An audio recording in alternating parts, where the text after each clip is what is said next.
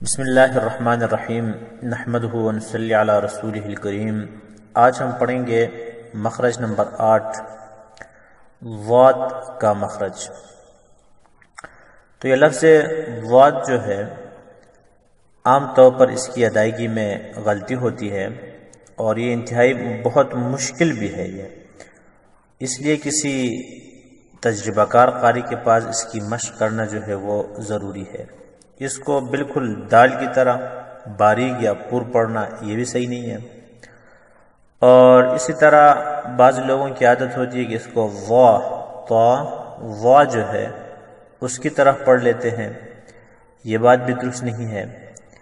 البتہ ضاد جو ہے اس کو صحیح مخرج کے ساتھ صحیح طور پر نرمی کے ساتھ جب ادا کیا جائے، تمام صفات کا لحاظ رکھا جائے، تو یہ سننے میں ضا جو ہے ضا اس کے زیادہ مشابہ ہوتی ہے۔ بہرحال زبان کی جو کروٹ ہے، چاہے دہنی طرف ہو یا بائیں طرف ہو، جب یہ اوپر کے جو اضراس ہیں، اضراس علیا، یعنی جن کو ہم طواحن اور نواجذ جو ہیں ان کے مجموعے کو کیا کہتے ہیں؟ اضراس کہتے ہیں۔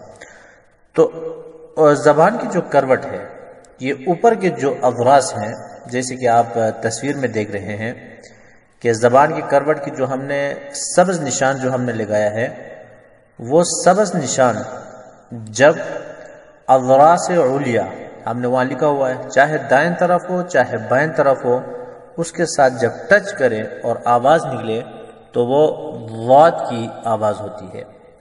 تو دائیں طرف سے بھی ادائیگی صحیح ہے، بائیں طرف سے اور دونوں طرف سے، البتہ دونوں طرف سے آواز نکالنا جو ہے یہ اس کی ادائیگی جو ہے یہ بہت مشکل ہے۔ تو چونکہ یہ زبان کے حافہ یعنی کروٹ سے لفظ ادا ہوتا ہے، اس لیے اس کو حرف حافیہ بھی کہتے ہیں۔ زیر نظر تصویر میں پیلے اور نیلے ڈبے اس بات کو ظاہر کرتے ہیں کہ ضاد کی ادائیگی کے وقت زبان کی کروٹ جو ہے ان جگہوں کو چھوئے گی۔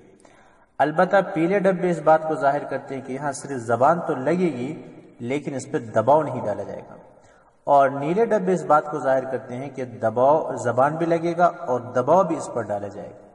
البتہ ایک بات کا خیال رکھیں کہ پیلے جگہ پر اگر زبان پہ دباؤ ڈالا جائے تو دال جو ہے وہ پر ہو کر ادا ہوگا، یہ درست نہیں ہے۔